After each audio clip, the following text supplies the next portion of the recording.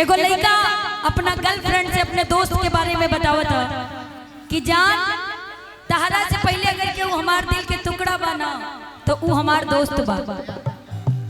हमरा दोस्त खातिर ई दुनिया के पूरा खुशियां निछावर बा। कहत कैसे चोट लागे करा के दिल हमरो दुखला हो, एही दिल के धड़कन में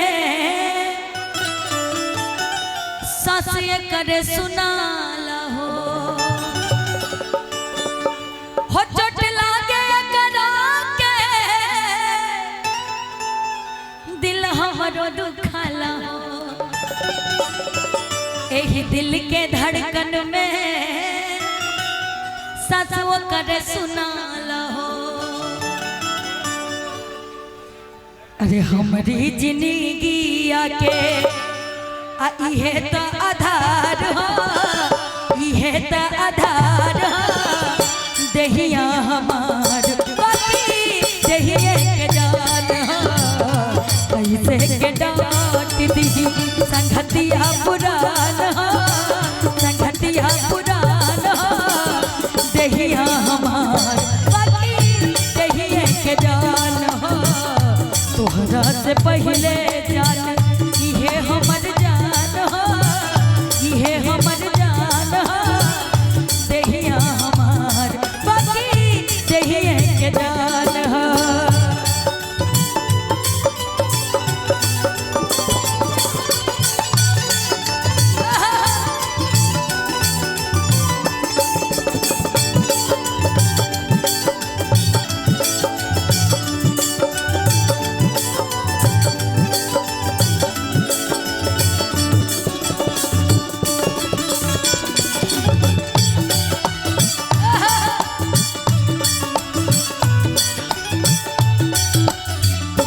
लेकिन लड़का कहत पूरा जमाना हो तू एक बात के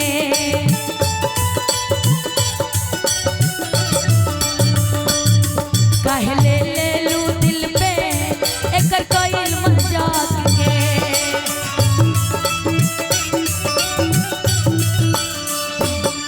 पूरा जमाना हो तू एक बात के काहे ले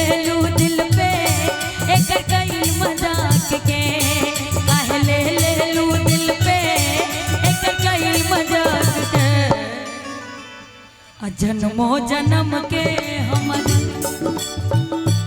जन्मो जन्म के हमर अरे इहे अभिमान हो, इहे अभिमान हो दहिया हमार बाकी दहिए के जान हो।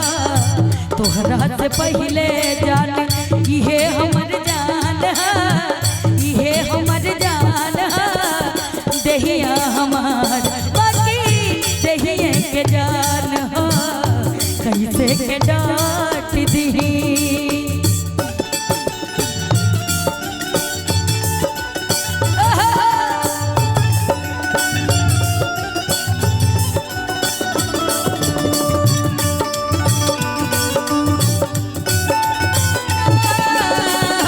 तेरे संग प्यार में नहीं तोड़ना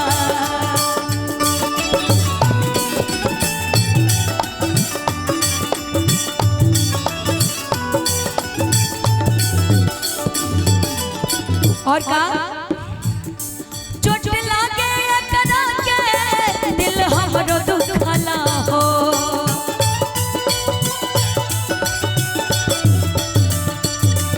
एह दिल के धड़कन में सांस करे सुनला हो।